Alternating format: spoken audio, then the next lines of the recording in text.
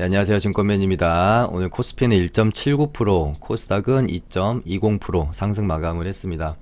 저번 주 한 주 동안 김정은의 사망설 가지고 상당히 많은 시장 참여자들이 두려움에 좀 떨었고요. 불안해 하셨고 스트레스도 많이 받으셨을 거라고 생각해요. 그리고 주말 동안도 계속해서 언론의 뉴스들이 보도가 엇갈리면서 또 월요일장을 두려움 속에 좀 맞이하신 분들이 많았을 것 같은데, 저희 리딩방 회원님들은 아시겠지만 김정은 사망설이 처음 나올 때도 그렇고 오늘까지도 저는 뭐 크게 걱정하는 모습을 보인 적도 없고 그렇게 멘트한 적도 없죠. 그리고 저번 주 금요일 방송에서도 김정은 사망설 리스크 계획대로 대응하면 그만이다. 방송 내용에서도 과도하게 걱정하실 필요는 없을 것 같다. 우리가 그 김정은 사망이라는 그 프레임 안에 갇혀서 거기다가 주가가 워낙 많이 올랐다고 심리적으로 느끼고 있으니까 공포감이 좀 배가 될 수밖에 없죠. 주가의 위치 자체가 드랍이 나오게 되면 뭐 2차 폭락에 대한 어떤 그 심리적인 두려움, 불안감이 있을 수 있는 자리이기 때문에. 하지만 제 방송 보신 분들은 다른 건 몰라도 뭐 시장에 관해서는 저는 가장 좀 많이 드렸던 말씀이 제 갈 길을 가게 되어 있다. 저는 쉽게 이 상승 추세가 꺾이지 않는다라고 개인 견해를 좀 계속해서 가지고 있고요. 꺾이면 그때 가서 각자 나름대로의 대응선을 만들어 놓고 대응하시면 그만입니다. 왜 일어나지 않는 일을 너무 벌써 두려워해서, 물론 본인의 인사이트가 부정적이라면 어느 정도 리스크 관리 해놓고 비중 조절하고 뭐 계좌 관리를 통해서 어느 정도 이제 리스크 관리는 할 필요가 있겠지만, 뭐 과하게 일어나지도 않은 일을 꺾이는 모습이 보이면 그때 가서 대응을 하면 저는 된다고 생각을 하거든요. 근데 좀 많은 분들이 너무 과한 불안감에 좀 쌓여 있지 않나 그런 생각이 들었어요. 최근에 이제 김정은 이제 사망설 관련된 어떤 투심을 보면서요. 그래서 사실은 제가 이게 썸네일 제목이 이게 아니었어요. 업로드 거의 하기 전까지도 시장은 제 갈 길을 가게 되어 있으니 과도한 걱정은 노, 요게 이제 썸네일 제목이었는데, 또 많은 분들이 시청하시는 거고 제가 개인 매매하는 것은 아무리 제가 어떤 방향으로 인사이트를 가지고 있다가도 아니다고 생각되면 빠르게 대응하면 그만이기 때문에 상관이 없지만, 제 방송을 보고 또 영향을 혹시라도 매매하는 데 있어서 많이 받으실 수 있는 분들 입장에서는 제가 너무 이렇게 한 방향으로 강한 확신을 내비치는 것은 좋지 않는 영향이 될 수 있다라는 생각이 들어서 그냥 조금 스무스하게 그렇게 좀 제목도 잡았던 것 같아요. 하지만 저는 뭐 너무 과한 2차 폭락에 대한 걱정은 당분간 뭐 하지 않아도 될 거라는 입장에는 아직도 변함은 없습니다. 다만 당연히 시장이 나에게 틀렸다라고 모습을 보여주면 대응은 하면 그만입니다. 금요일날 제목에서 말씀드린 것처럼. 그래서 600포인트 정도를 저는 대응 라인으로 잡고 그다지 뭐 리스크 관리를 과하게 한다든지 뭐 투자 심리가 위축된 상태로 매매를 한다든지 그러고 있지 않아요. 600을 깨면 그때 가서 뭐 이제 좀 비중 축소 혹은 현금 100% 보유를 생각을 하고 있고 계속해서 매매는 이어가고 있고요. 이제 만약에 여기를 이제 돌파하는 흐름이 한 번 더 나오게 된다면 라인을 조금 올리면 되죠. 600포인트를 대응 라인으로 잡고 이제 매매를 하다가 만약에 상승 흐름이 좀 더 이어지면 그 다음은 저는 이제 620포인트 정도를 대응 라인으로 잡고 여기를 깨기 전까지는 너무 뭐 리스크 관리를 많이 할 필요 없이 그냥 하던 대로 매매를 이어가겠다라는 입장을 가지고 있어요. 그래서 혹시 뭐 꺾이는 흐름이 나와서 620일 깨면 리스크 관리 좀 해주고, 그 다음에 600을 깨면 뭐 현금 100% 보유 후 뭐 관망한다든지 이렇게 대응 전략을 짜 놓으면 너무 불안감에 쌓여서 매매를 그르칠 이유는 없다라고 생각을 합니다. 그리고 뭐 코스피는 뭐 그냥 계속 박스권 흐름 가져가다가 돌파하고, 그 다음에 또 박스권 흐름 가져가다가 돌파하고, 또 박스권 흐름 가져가다가 돌파하고, 이런 흐름으로 점진적 상승을 계속 이어갈 거라고 보고 있고요. 이제는 2000포인트를 한 번 정도 터치하기 위한 계속된 흐름을 이어가는 거라고 보여집니다. 그렇게 되고, 오늘 저희 리딩반은 매매가 한 종목 있었고요. 또 한진카를 매매했어요. 오늘까지 하게 되면 이제 여기서부터 요 안에 주가 흐름 안에서 이 한진칼이란 종목을 12번 매매를 했고요. 12전 12승을 하고 나왔습니다. 그래서 그러니까 이렇게 좀 어떤 한 종목에 대해서 내가 잘 안다는 것, 이 종목의 특성 혹은 뭐 흐름, 뭐 이런 것들을 내가 잘 파악하고 리듬을 잘 맞춰간다는 것은 이런 식으로 큰 수익 그리고 엇박자 타지 않고 깔끔하게 좀 매매를 해볼 수 있는 기회를 많이 준다라는 것이죠. 그래서 이런 종목이 좀 많이 나오면 좋겠어요. 계속해서 우상향이 예상되어지는 종목 안에서 눌림에 사고 반등돼 팔고 이런 반복들이거든요. 근데 자칫 엇박이 좀 잘못하게 되면 반등 때 사고 눌림에 팔고 뭐 이런 식으로 갈 수 있잖아요. 근데 계속해서 좀 리듬이 좀 잘 맞아서 수익을 내고 있는 상황입니다. 뭐 이전에도 상당히 여러 번 매매를 했지만 또 뭐 이제 이때 사서 반등 때 팔고 눌림에 사서 또 팔고, 이때 폭락 나올 때 요렇게 분할 매수해서 익절하고 또 눌림에 사서 반등 때 팔고 다시 눌림에 사서 반등 때 팔고, 금요일 날도 어떤 그 채권단의 대한항공 지원 1.2조 정도, 그러니까 장 끝나고 결정이 나긴 했는데 어쨌든 그 기대감으로 금요일 날 슈팅이 좀 나왔다라고 볼 수가 있겠죠. 그리고 이렇게 조정 구간에서 종가의 절반 사고요. 시간에서 혹시라도 반영이 될 수 있다라는 생각 때문에 일단 조금만 샀어요. 그런데 혹시 재료 소멸로 오히려 반대로 개파락이나 시간의 하락이 나올 수 있기 때문에 절반은 눌림 주면 살려고 좀 놔두고 있었고요. 시간에서는 한 1, 2% 정도 하락했었는데 오늘 장이 좀 시작부터 좋았기 때문에 시간에가 반영되지 않고 오전에 잠깐 반등이 나왔다가 근데 여기서 못 갈 것 같더라고요, 느낌이. 그래서 기다렸다가 분할 매수하자, 요렇게 분할 매수해서 반등 때 익절하고 나왔고요. 여기서 이제 제가 팔 때 리딩방에서 드렸던 멘트가 금요일날 힘을 한번 썼잖아요, 얘가. 근데 오늘 또 한번 힘을 쓰기에는 뭐 종목의 특성, 뭐 재료 이런 것들 고민했을 때 오늘 뭐 큰 반등이 나올 것 같지는 않다. 일단은 익절하고 눌림자리 주면 다시 고민을 해보겠습니다. 그렇게 말씀드렸고, 얘가 이제 완전히 9만원 자리에 안착을 하는 흐름이 확인이 되면 그런 9만원 언저리의 눌림 자리에서 매수 타점을 다시 한번 잡아보려고 생각을 하고 있어요. 그래서 뭐 시장이 완전히 꺾이는 그런 뭐 추세만 나오지 않는다면, 그러니까 이 종목은 시장에 딱히 그렇게 크게 영향을 받는 종목은 아니어서 매매하기가 또 편한 측면이 있습니다. 지금 뭐 유통 주식이 진짜 얼마 안 될 거예요. 그래서 상당히 괜찮은 세력이 들어와 있는 것 같다라는 느낌. 또 그런 좀 시원시원한 주포들이 들어와 있는 종목들에서 수익 내기가 쉽거든요. 그래서 추후 흐름을 좀 더 봐보려고 하고 있고요. 한 하루 이틀 혹은 2, 3일 정도 눌림이나 횡보 구간을 주다가 한 번 정도 더 10만원 트라이를 하러 가지 않을까 라는 시나리오만 일단 가지고 있어요. 실제적인 매수에 대한 판단은 주가 흐름을 보면서 또 들어가야 되겠죠.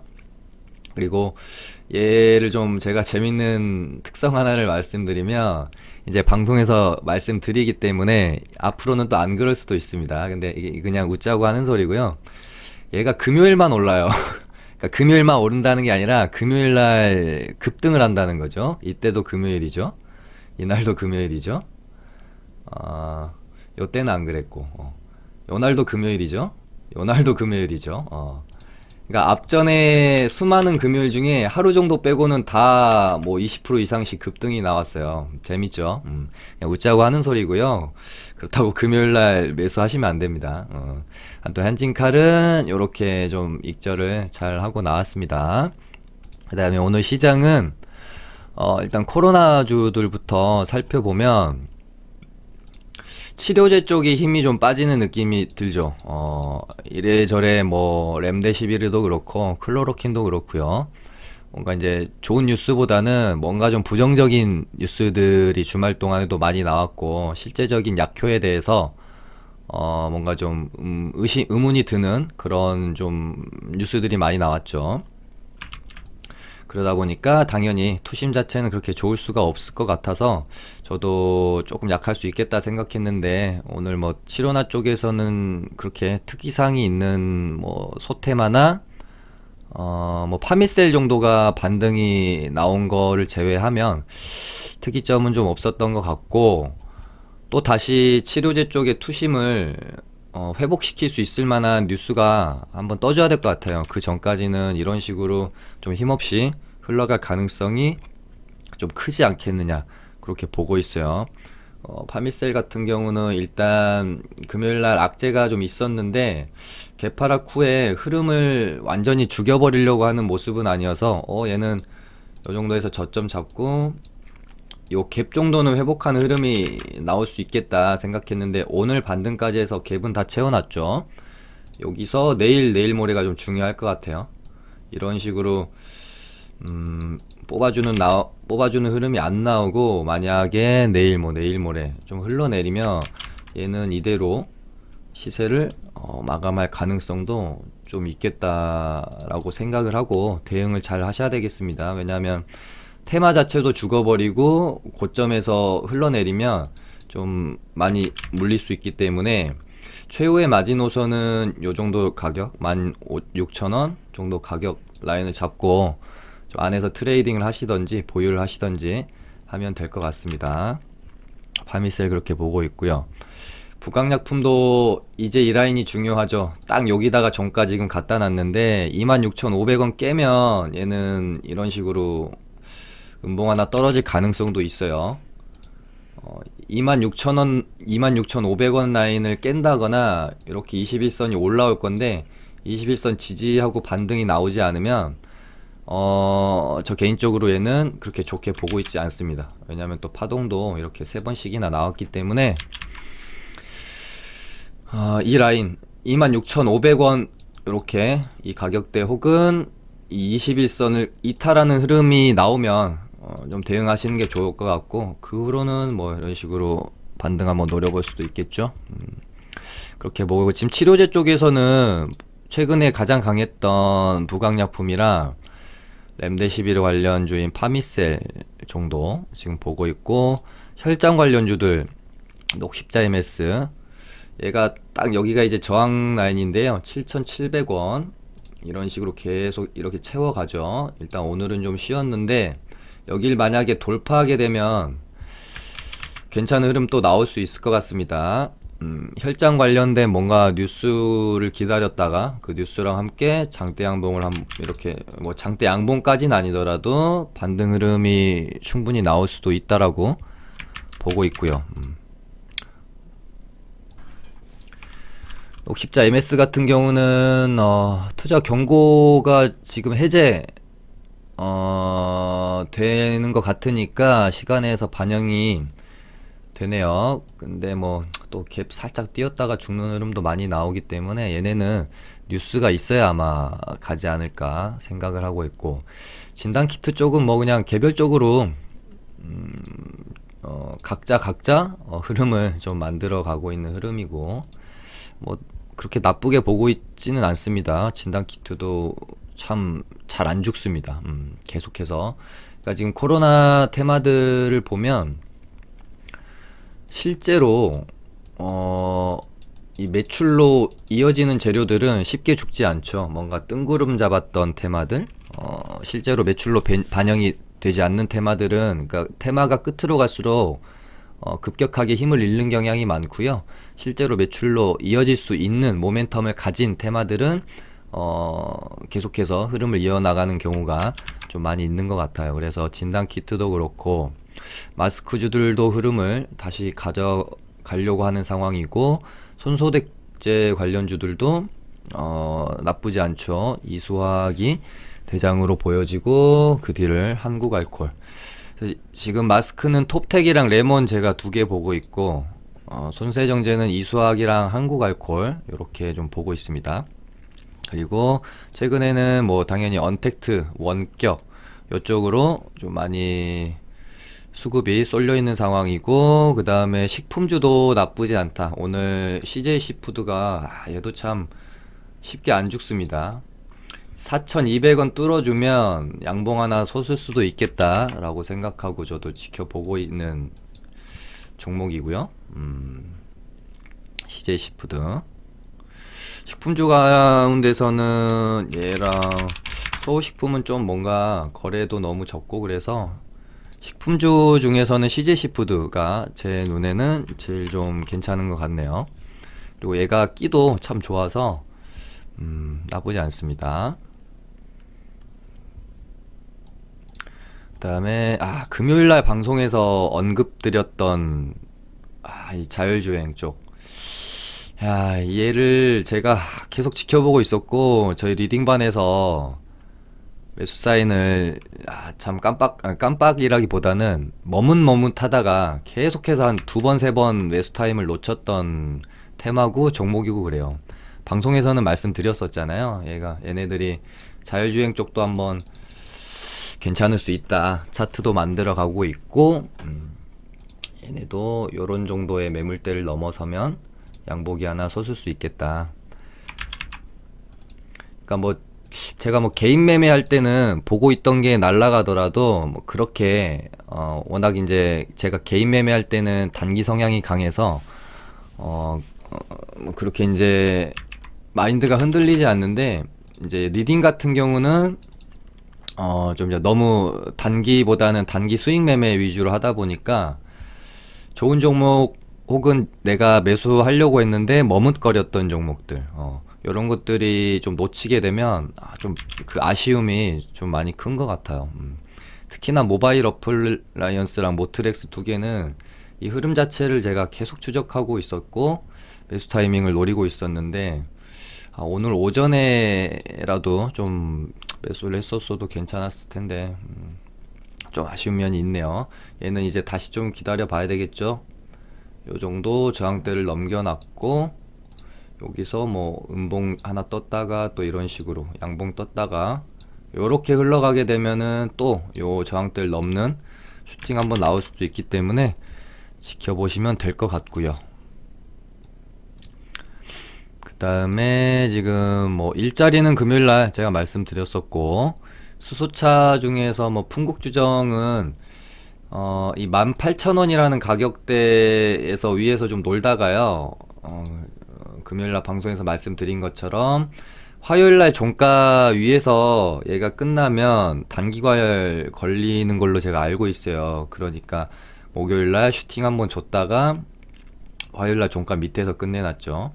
이거 18,000원이 좀 중요한 가격대라고 보고 있는데, 얘가 이러다가 또 스물스물 18,000원 위로 기간 조정 거치면서 단기 과열 피해가지고 올라오는 모습을 보이면 좀 관심 있게 지켜볼 만하다. 그렇게 좀 보고 있는 종목이고요. 수소차는 일단 풍국이가 대장으로 보여집니다. 대우부품보다는. 우수는 어떤 상황인지 한번 볼까요? 우수도 나쁘지 않네요. 일단 아무튼 수소차도 보고 있고, 그 다음에 뭐 방산주는 저는 사실 별로 매매하기가 좀 꺼려져서 뭐 장중에 단타 정도로 치고 빠지기 용이지, 오버나잇을 할 만한 테마 혹은 종목은 좀 아닌 것 같아요. 언제 어떻게 또 갑자기 김정은이 진짜 살아서 걸어다니는 모습이라도 뉴스 보도가 되게 되면 얘네는 완전히 급락할 수 있으니까 조심하시는 게 좋겠죠. 그 다음에 대북주들 같은 경우는 이제 철도주들은 반등이 조금 있긴 했고요. 그 다음에 제가 대북주 중에서는 가장 좋게 보고 있는 아난티 같은 경우는 아마 김정은 이 찌라시가 마무리되면 반등이 좀 크게 나오지 않을까 그런 생각하면서 보고 있습니다.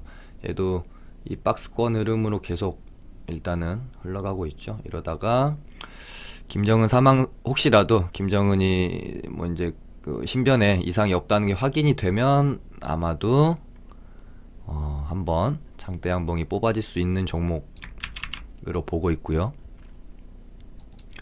그 다음에 아까 코로나 치료조 관련제 중에서 파미셀이랑 부강약품은 일단 지켜보고만 보고 있는 상황이고, 최근에 기준봉 뽑아준 종목들은 어쨌든 얘네가 물량이 돈이 들어왔고 그 돈이 완전히 다 빠져나갔다라고 뭔가 흐름이 보여지기 전까지는 계속 추적하면서 매매를 할 필요가 있죠. 그래서 대웅이랑 동화약품은 단기 과열 들어가서 뭐좀 그렇긴 하지만 이렇게 두 종목도 제가 보고 있습니다. 대웅이랑 동화약품이요. 그다음에 에이프로젠 그룹주들은 당연히 계속해서 봐야 되고요. 에이프로젠 제약은 오늘도 상한가를 가서 2연상이네요. 오랜만에 좀 시원시원한 종목이 나온 것 같아서 매매 한번 빨리 하고 싶다 그런 생각이 드는 종목들입니다. 이제 일단 대장은 제약이라고 보시면 되고, 에이프로젠 HNG는 오늘 거래량이 거래 대금이 20억이라 좀 너무 적어서, 에이프로젠 제약이 이제 내일 상이 풀리면 정말 전국 단타 대회 아마 열릴 거예요. 매매 뭐 한번 해보실 분들은 하시면 될 것 같고, 그 다음에 S맥은 금요일날 힘을 한번 썼기 때문에 오늘 뭐 내일 하루 이틀 정도는 조정 거치고 그 다음에 다시 흐름을 이어간다든지 아니면 그대로 죽는다든지 그렇게 될 것 같고, 오늘 또 원격 의료 관련주들이 강했죠. 그래서 유비케어가 상한가를 찍었다가 닿진 못하고 일단은 좀 꼬리를 달았고요.